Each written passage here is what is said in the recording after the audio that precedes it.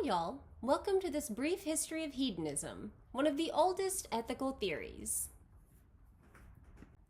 In a previous video, we talked about hedonism. Remember that hedonism is the theory that happiness or pleasure is the only intrinsic good. But hedonism is not one unified doctrine, and to fully understand hedonism, we need to see how it developed historically. Let's take a quick journey through some of the most influential figures associated with this tradition. We begin with Aristotle, who lived in the 4th century BCE. He famously said that happiness is the meaning and purpose of life, the whole aim and end of human existence. For Aristotle, happiness, or eudaimonia, was not just feeling good, but living in accordance with reason, our distinctive human function. To live well, Aristotle argued, is to live virtuously. Though not a hedonist in the strict sense, his emphasis on happiness as life's goal shaped much of the philosophical conversation to come.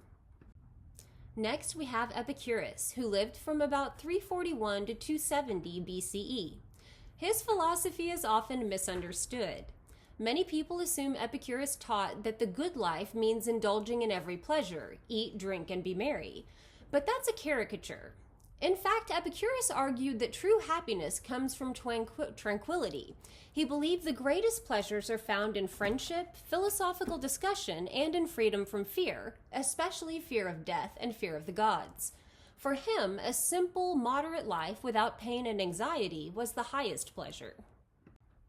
Epicurus's followers, however, developed Epicureanism, which sometimes distorted his teachings into a defense of indulgence. It's important to distinguish between Epicurean hedonism, which is Epicurus's actual philosophy, from the later Epicureanism created by some of his followers. Epicurus himself emphasized moderation and simplicity. Moving forward many centuries, we come to the 18th century philosopher Jeremy Bentham. Bentham revived hedonism and gave it a systematic structure. He defined happiness as pleasure and the absence of pain, and he treated all pleasures as equal. Eating chocolate and reading philosophy, in his system, were both pleasures and thus equally valuable. To help measure which actions produce the greatest happiness, Bentham devised the hedonic calculus, a kind of formula that considered the intensity, duration, certainty, and other qualities of pleasures. This approach laid the groundwork for the moral theory we'll study next, utilitarianism. Bentham's student, John Stuart Mill, took a different approach. While he agreed that happiness is the ultimate good, he rejected the idea that all pleasures are equal.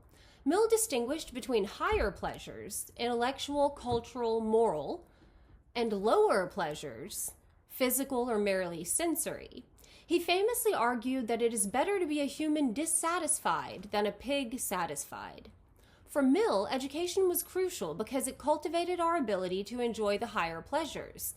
His theory refined hedonism and shaped modern discussions of well-being. Finally, Henry Sidgwick, writing in the late 19th century, continued the hedonist tradition. He emphasized that moral actions could be judged by the amount of pleasure or happiness they produced, helping to connect ancient hedonism to modern ethical debates.